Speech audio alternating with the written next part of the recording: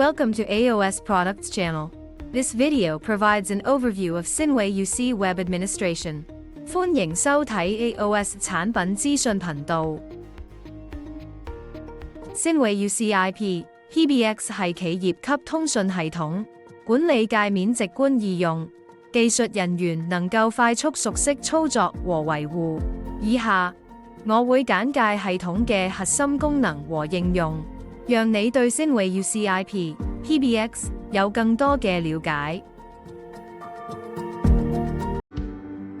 喺網頁地址欄輸入 UCIP PBX 嘅 IP 地址，然後按下確定鍵，將會連接到登入畫面。輸入用戶名稱同埋登入密碼，然後按 Login。成功登入後，管理頁面有兩個操作區域，左邊係系統功能模組同選單界面，右邊係各項功能參數嘅設置界面。系統主要有5個功能模組，分別係 Status、CDR、PBX、System 同 Maintenance。當我哋進入系統時，頁面嘅首頁係 System Information。呢度可以查看系統嘅詳細資訊，例如系統版本、分機註冊數量、運行時數等等。另外，亦可以查看網絡嘅 IP 地址、CPU、記憶體同網絡目前嘅運行嘅數據。想查看系統嘅儲存容量狀況，可以點擊 Storage Usage。而喺 PBX Status 就有6個選項，呢度可以監控來電狀況同分機註冊，亦可以通過呢個功能實時監察正在通話中嘅分機運作流程。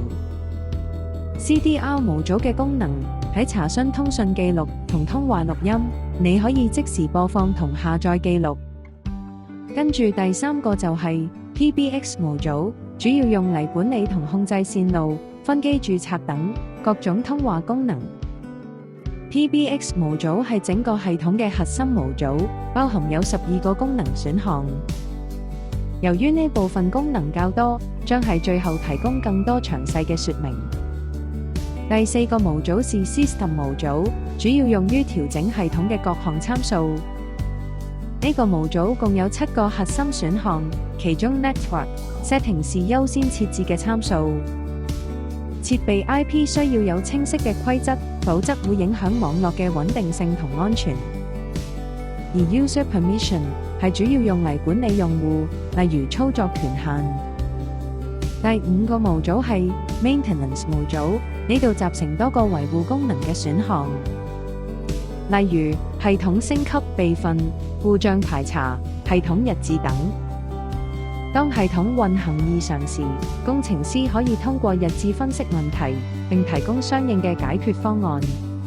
PBX 功能模組分為12個功能，每個功能分工細緻，有助簡化設置同維護。為咗方便安裝，系統已經預設好每個功能嘅基本參數。如果想了解每個功能內嘅參數，只需要將鼠標停喺標題上，就可以跳出相關說明。首次使用新系統嘅時候，我哋慣常先設定 LAN 同 WAN port 嘅 IP 地址，以配合網絡應用。Extension 呢個功能用嚟管理分機，用戶可以隨意編輯所有分機功能，例如設置留言信箱、來電轉移、修改密碼、新增或刪除分機號碼等。